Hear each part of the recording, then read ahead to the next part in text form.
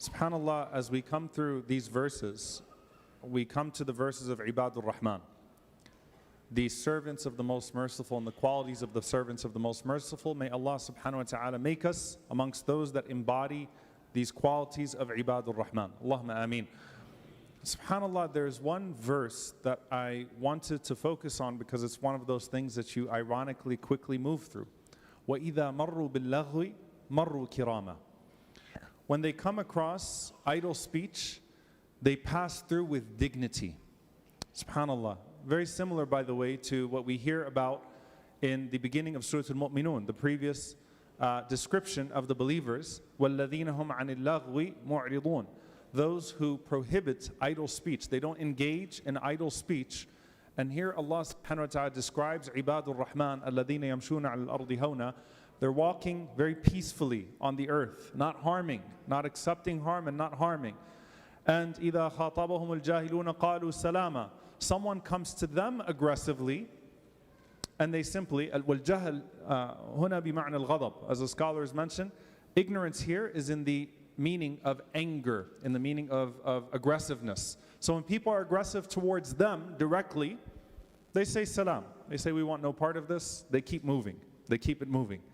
But it's one thing when you are the recipient of it. But إِذَا مَرُّوا بِاللَّغْوِ مَرُّوا كِرَامًا. When they come across al-laghu, when they come across false speech, idle speech, they move with dignity. Usually this is going to be when the subject is someone other than you. Someone else is being spoken about. And as most people will end up in hellfire because of their tongues, I pray that Ramadan is an opportunity for us, inshallah ta'ala, to purify our tongues as much as possible. Allahumma ameen. And to let this tongue be that which is pleasing to Allah subhanahu wa ta'ala, and to say that which is pleasing to Allah, so that we accustom our tongues to saying good words, so much so that we find that a good word that we said in passing enters us into Jannah, and not a bad word that we said in passing enters us into hellfire. Allahumma ameen.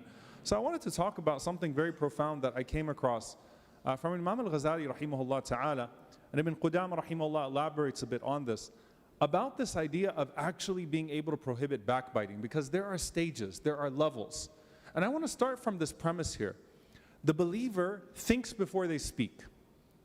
The hypocrite does not think before they speak. In fact, Imam Hassan al-Basri rahimahullah said, the number one distinguisher between the mu'min and the munafiq, between a believer and a hypocrite, is that the believer's tongue is filtered by their heart. Before they say anything, it's behind their heart. They consider whether or not this is appropriate and whether or not this will benefit them or harm them, and then they speak through that. Whereas the hypocrite speaks first and then considers only if they find some sort of consequence in this life. So the very first basis here is al-ajalatu min ash-shaytan. Hastiness is from the shaitan.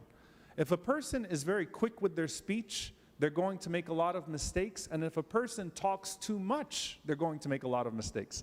فَالْعَجَلَةُ مِنَ الشَّيْطَانِ means the pace at which you speak. Something comes up and you say something very fast. And the Prophet ﷺ said a person ends up in the depths of hellfire with a kalima la yulqi laha bala. He didn't even think about it when he said it. He said it so quickly, so casually. He just quickly said it, or quickly typed it, quickly commented. So if you're accustomed to quick commentary, you're most likely going to fall in this. And as Umar radiallahu anhu said, if you're accustomed to a lot of commentary, man kathura kalamuhu kathura saqtu.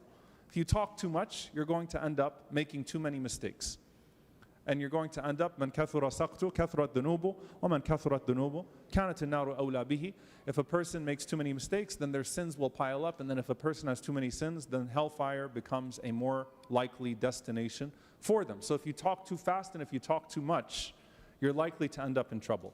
So at the very minimum here, the believer has a process in which they think about what they're going to say before they say it. And especially when someone else's name gets mentioned. Why? Because if it's something sinful that you say that doesn't involve someone else, then the process of redemption, the process of tawbah at the end of the day comes back to only you and Allah subhanahu wa ta'ala. But once someone else's name was brought into it, then the process of tawbah becomes a lot more complicated. Of course, there is a path to tawbah, but it becomes more complicated, it becomes more difficult, because now you have someone else that is involved. And so the believer especially takes precaution when someone else's name is mentioned. Once someone else's name is mentioned, the believer puts another filter there.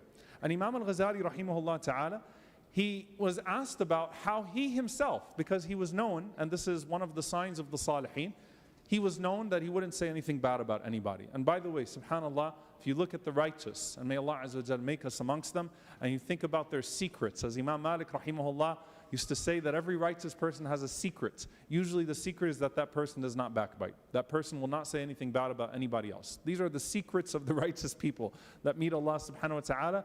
Their tongues remain free. So Al-Ghazali rahimahullah, he's asked about this, and he kind of unravels this a bit. And he says, well, the first thing, he said, I don't mention anybody else's name, or I don't hear anyone mention, except that I imagine إِلَّا تَصَوَّرْتُهُ جَالِسًا أَمَامِي, except that I think of that person sitting in front of me before I say anything. That's the first line of defense here for backbiting, is that ghiba has some cowardice to it, doesn't it? It's cowardly. Ghiba is cowardly, right? That you say things about people when they're not there. And so the very first line of defense is, if that person is present, would you still say it? So he said the first thing is to imagine that person sitting there with you. Would you still be able to say the same thing about that person if they were sitting at the table? Now someone might say, well, you know what? I would say it to their face. And they would praise that as a quality. They'd call it straightforwardness. And all it is straight shaitanness. That just means that you have absolutely no haya. You have no modesty, no shame. And the Prophet ﷺ said, إِذَا لَمْ تَسْتَحِي فَاصْنَعْ مَا شِئْتَ. If you have no shame, do what you want. So it just means you're a shameless person, right? That you would say, I'd say it to their face. I would disrespect and disgrace that person to their face. That's not how the Salihin think.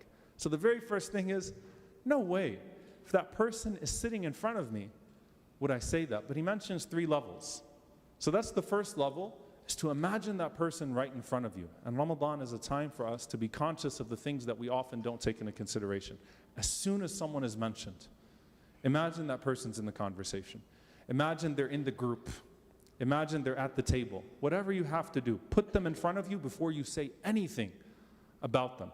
And he says, قَالَ بَعْضُهُمْ ما ذكر أخ لي بغيب إلا تصورته جالسا فقلت فيه ما يحب أن يسمع لو كان حاضرا. He said, and then some people said, some of the ulama, the righteous ones said, that I don't say anything about anyone except that I first imagine that person is sitting in front of me.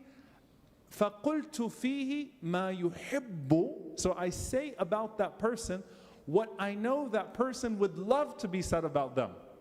He mentioned some sayings from Umar ibn al-Khattab radiyallahu ta'ala anhu. And by the way, Umar radiyallahu anhu was a tough person, right? Tough in the good sense. He's al-Faruq. He's the one who distinguishes between truth and falsehood.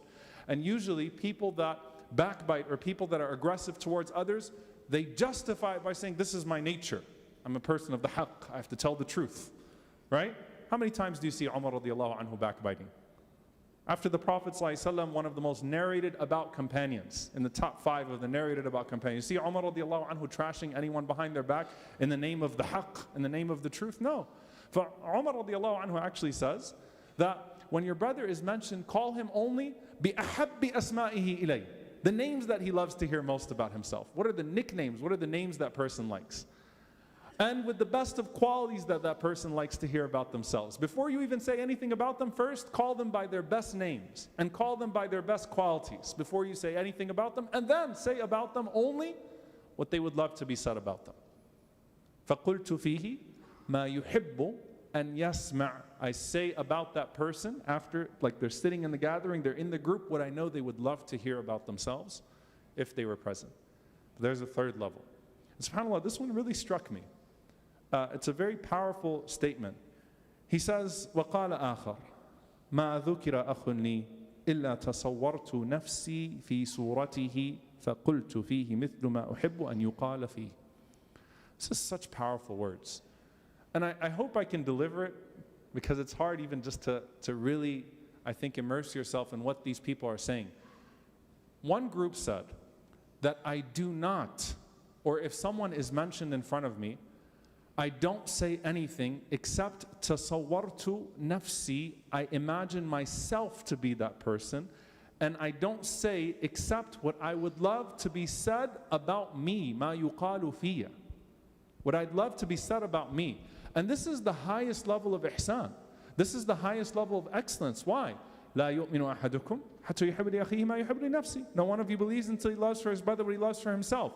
That you actually even put yourself in that situation and say, if I was the subject, here is how I would love to be spoken about right now. And then that's what you say. Because that makes the other person almost irrelevant to how you carry yourself. And your relationship with Allah subhanahu wa ta'ala and your character and etiquettes, you want them to be at a level to where they are uninterferable, cannot be diminished by any other presence. It's just you and Allah subhanahu wa ta'ala. So as soon as someone else is mentioned, tasawwartu nafsi, I put myself in that place as if I'm the one being spoken about. And then I say about myself at that point what I would love to be said about myself, what I would love to hear about myself. Dear brothers and sisters, we're living in a time where haya is being lost in all ways, right? Shamelessness in our social morality, shamelessness in dress, shamelessness in speech, shamelessness in our the way we conduct our affairs, shamelessness in the masjid, shamelessness outside. There's a lot of lack of shame. And this is one of the ways that the etiquettes of your brother or sister should be taken into consideration. And you know what? Some of you are thinking, well, look, I can't think that long before I say something, right? You know, like I'm in a conversation, how much time am I going to take when a subject is brought up to actually sit there and think about it? Because you know that burning feeling like something comes up on a WhatsApp group, if I don't respond in the next 20 minutes, la hawla wa la quwwata illa billah, the whole world's going to fall apart, the community is going to die, Yawm al-Qiyamah will happen. If I don't respond right now, I have to say something right now. No, you know what? Slow down. Slow down. Take a step back. من كان يؤمن بالله واليوم الآخر فليقل خير أو ليصمت. And if you have nothing good to say, don't say anything at all until you can think of something good to say. And if it's a subject that needs to be deliberated and something needs to be spoken about, then disconnect the person's honor from that subject, so much so that you would not be disgracing them in any way whatsoever as you speak about the subject. That person that's sitting next to you right now is sacred. And that person that's not sitting next to you but that shares that bond of La ilaha illallah Muhammad Rasulullah, even if you don't even meet them, if you never meet them in your entire life, know that their honor is more sacred than the Kaaba. Their honor is more sacred than the Kaaba, the direction of our Qibla. And so that person next to you that you may have just met, they have that right upon you. So think of those three levels. Number one, first and foremost, imagine that person sitting with you.